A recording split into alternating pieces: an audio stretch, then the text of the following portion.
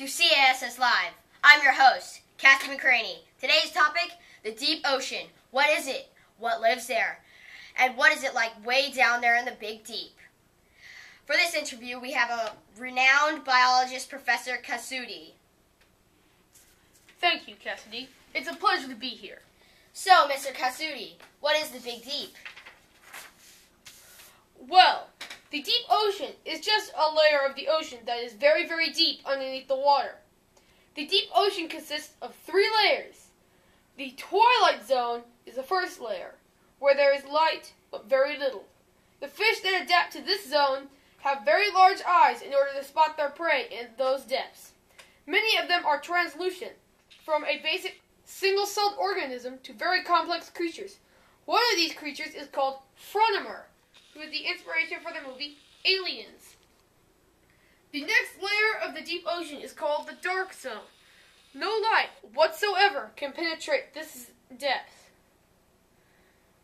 The predatory fish and other animals that have adapted in this zone have very tiny eyes and rely on electroreception, detecting electronic signals given off by other sea creatures. The predatory fish have adapted in another way, however. Most of them have antennae filled with a special type of bacteria, which give off a greenish-blue color known as bioluminescence to their prey, such as squid. This flash of light would perhaps look a bit like food, so they would approach the predator and then snap! There's someone's dinner. One predator that does not rely on bioluminescence is the hairy angler. Instead, it uses many antennae, which detect small movements in the water. These antennae look like very long hairs, hence the name. Another such predator that does not rely on bioluminescence is the fabled fangtooth. This creature's fangs are so big it cannot even close its mouth. In the dark zone, some animals have developed headlights, which are packets of bioluminescent material which do not flash like the anglerfish, but continually shine out of the darkness.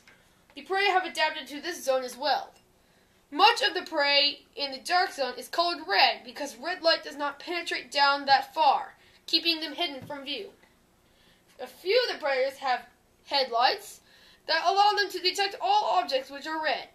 The last layer of the deep is called the ocean floor. It is the very bottom of the ocean, consisting of vast sandy dunes. One would think that nothing could live here in this desolate world, but in fact there are several different species of animals thriving at the bottom of the ocean. Many of these would not survive if brought to the surface, because they are so well adapted to their environment.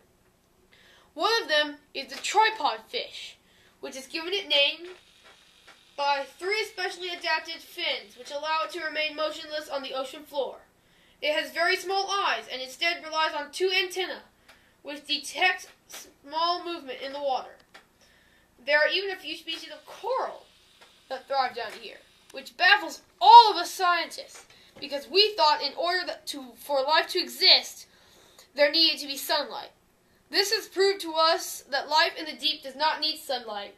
All of the creatures have adapted, even the coral, by being able to hunt and catch minute organisms, rather than relying on photosynthesis like other forms of coral. Thank you, Professor. That's the end of our show tonight, folks. Once again, this is Cassidy for C.A.S.S. Live. Good night, America. Doo-doo.